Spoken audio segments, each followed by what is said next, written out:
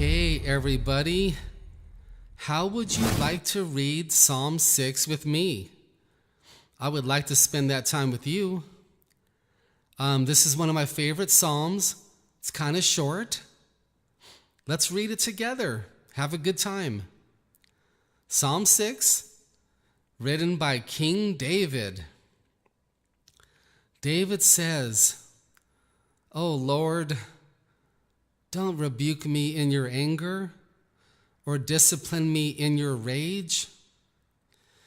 You see, everyone, David, who's not even born again, understood that God can also be a God of anger, that God can be a God of rage and vengeance and revenge. Most Christians don't even know that. Verse 2, David says, "Have compassion on me, Lord, for I am weak." Listen to that. One of the greatest warriors in the entire Bible is telling the entire world how weak he is. Paul was also stating that he learned that by being weak, Jesus could be strong in him. Do you know what I see in Christianity today? I see almost all Christians trying to be strong. And what that is that's pride. All right, let's get back to the Bible. "Have compassion on me, Lord, for I am weak. Heal me, Lord, for my bones are in agony." I know exactly how David feels there. That is some demonic tormenting right there as he lays in bed. I go through that many times also, and it's real. David says, "I am sick at heart. How long, O Lord, until you restore me?" Verse 4, "Return, O Lord, and rescue me. Save me because of your unfailing love. For the dead do not remember you." Well, David's living in the Old Testament theology, in the law. He's not born again. He didn't have the Bible to read. He didn't have Paul's letters and the book of Revelations to read.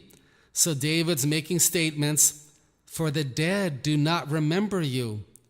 Who can praise you from the grave?" David is saying, "Don't let me die, Father. I want to praise you longer. Don't let my enemies kill me.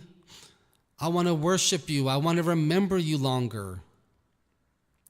Verse 6, "I am worn out from sobbing. All night I flood my bed with weeping, drenching it with my tears." So what we have going on here is some incredible demonic attack. He's probably under attack from some decisions he made in his life. He's probably feeling fear, anxiety, regret, and remorse. Do you know that if King David can cry, and if I cry sometimes, it's okay if you want to cry. I know there are Christians out there who tell you that you should not cry, that you should be strong, that you should have faith. Well, I'm sorry. That's not what God is telling me, and that's not what David is telling me here either. Verse 7, David says, "My vision is blurred by grief. My eyes are worn out because of all of my enemies." Who's he talking about here? He's possibly talking about Saul's army that is trying to hunt him down. He might also be talking about some enemies among his friends. And I think he is also talking about spiritual enemies, the demons. That's just my opinion.